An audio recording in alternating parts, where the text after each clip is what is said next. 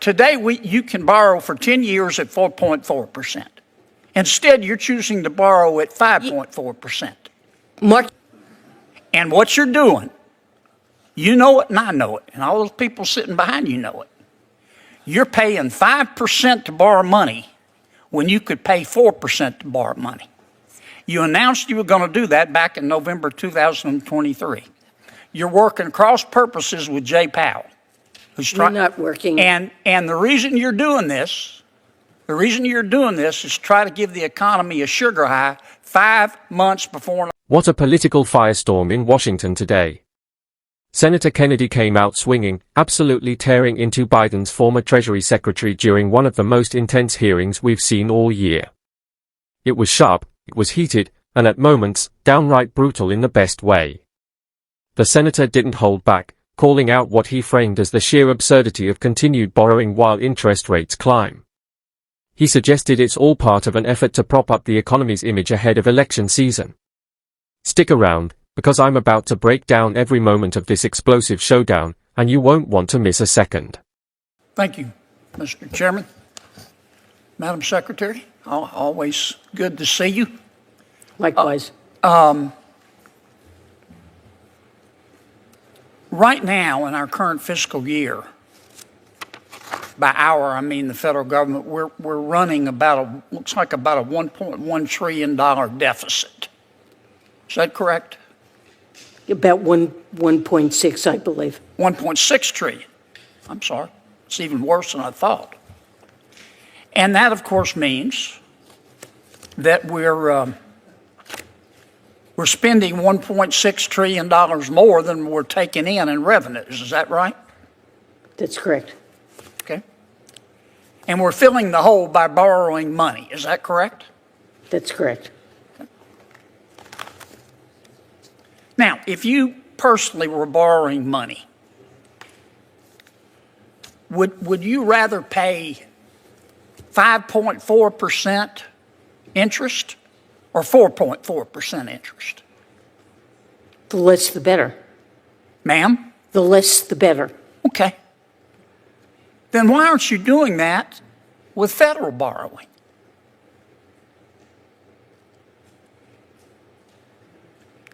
Well, in federal borrowing, our objective is to issue at least cost over time and not to try to time the market. Yeah, but you are timing the market. You issued a press release back in November that you were going to try to time the market. I mean, right now, you can issue 3-month treasuries. These are yesterday's yields at roughly 5.4%. Yes. But you could issue a 10-year Treasury note for 4.4% and save. Let me just finish and save the taxpayer a lot of money. And then last November, you issued a press release. You said we're going to start borrowing more short-term debt than we normally would. At the beginning of 2023, our short-term debt was about 15%. And last November, you said we're going to increase that. To about. And now it's about 22, 23%. Correct. You're costing the taxpayers billions. Why are you doing that? So, Senator, you say it costs 5.4%. That's what it costs this year. No, that's what it cost yesterday. Yes, but when you issue 10-year bonds, you're locking in the 10-year rate over 10 years. And that 10-year rate, the reason that holders of 10-year Treasury bonds are willing to accept a 4.3, 4.4% yield is because when those same individuals could be investing at 5.4%. Madam Secretary. No, I'm sorry. I would like to. Madam Secretary, that's just no offense. That's double talk. It isn't double talk because maybe it's my fault. Maybe it's my fault.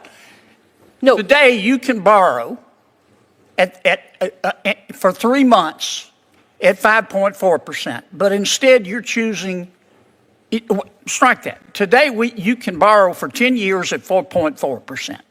Instead, you're choosing to borrow at 5.4%.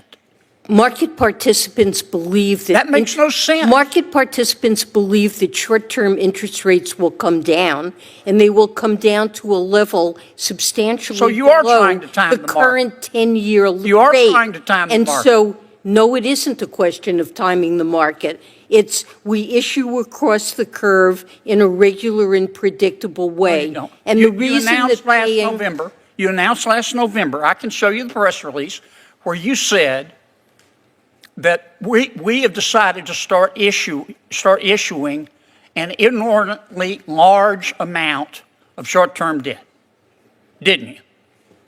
we did make an announcement And about because of the inverted yield curve, that means that you're going to pay more in interest on short-term debt than, say, 10-year debt. only for a short time. Now, that's a fact, okay? You can go check the numbers of Treasuries yesterday. That is first, that costs taxpayers a lot more money in interest. And number two, you're working at cross purposes with the Federal Reserve because what you're doing is stimulating the market. You're pumping money into the economy. And Jay Powell is over here beavering away trying to reduce inflation. And you're beavering away trying to increase it by paying that we're doing an interest rate that is 100 basis points higher than you would have to pay. And the only reason I can figure that y'all are doing that is to try to give the economy a sugar high 5 months before an election. Why else would anybody want to borrow at 5% when you can borrow at 4%? Well, there is a good reason that investors are willing to accept just over 4% on a 10-year Treasury bond when they can earn 5.4% on a one-year Treasury bill. I'm not worried about the investor. Well, I'm not worried about the investor. I'm worried about the taxpayer. It's the same logic. Now, let me ask you again, because I'm going to run out of time. And look, you're smarter than me. I know that. But I can grasp this concept.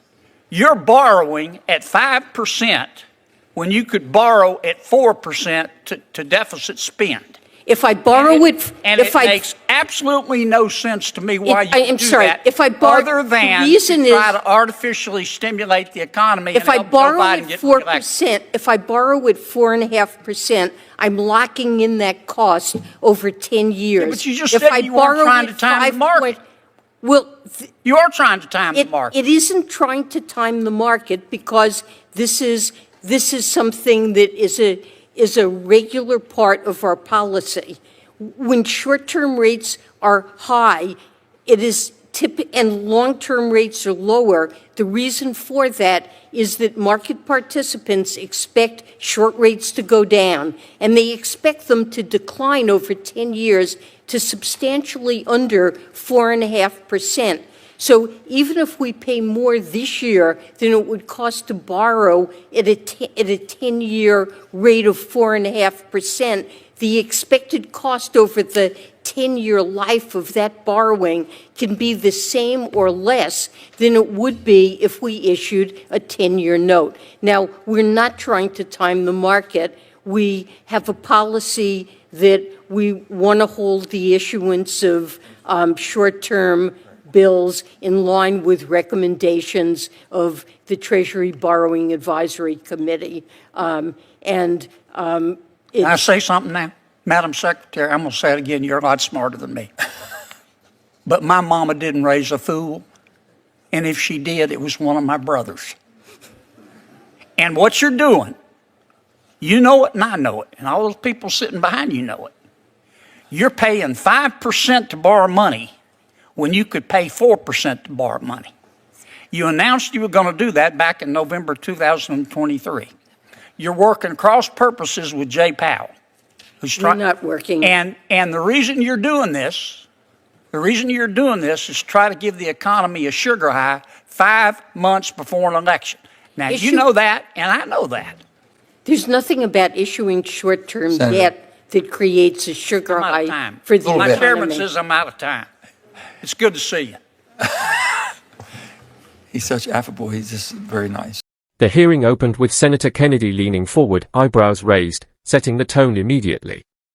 So, Madam Secretary, we're running a $1.6 trillion deficit. Is that right? He asks. She nods, calm, almost too calm. Kennedy doesn't miss a beat. So we're spending $1.6 trillion more than we're bringing in, and borrowing the rest to fill the gap. She confirms it. The look on his face says everything, disbelief. You've got to be kidding me. And just like that, the sparks start flying, then he goes straight for the question a lot of taxpayers have been thinking, would you rather pay 5.4% or 4.4% interest? She answers cautiously, the less, of course. Kennedy leans in. Then why are you borrowing at 5.4% when you could lock in 4.4%? The room falls silent. You can almost feel the tension as she tries to explain it away with a polished, Wall Street-style answer about not timing the market. Kennedy isn't having it. That sounds like double talk to me. That line lands hard. A few chuckles ripple through the room because he just said what a lot of people were thinking. He breaks it down further. The Treasury has increased short-term borrowing from about 15% to nearly 23%, a shift that could mean billions more in interest payments, costs ultimately carried by taxpayers. Then he delivers the sharpest jab yet, you're paying 5% to borrow when you could pay 4%. The only reason to do that is to give the economy a sugar high before an election. Even behind the cameras, you could sense reactions, because that one hit the secretary pushes back, arguing that short-term rates could fall. Kennedy smirks. Maybe so. But my mama didn't raise a fool, and if she did, it was one of my brothers. The room breaks. Laughter, tension released, but the point sticks. He wraps it up with a broader critique, you're working at cross purposes with the Federation. While Powell's trying to cool things down, you're out here heating it up. The implication is clear, he's accusing the administration of undercutting monetary policy, boosting the economy in the short term while adding to long-term debt, whether you agree or not. It was a charged exchange.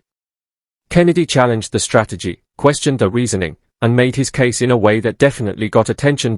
So what do you think, smart financial maneuvering, or a risky political play? Drop your thoughts below. And if you want more breakdowns like this, don't forget to subscribe, like the video, and share it. See you in the next one.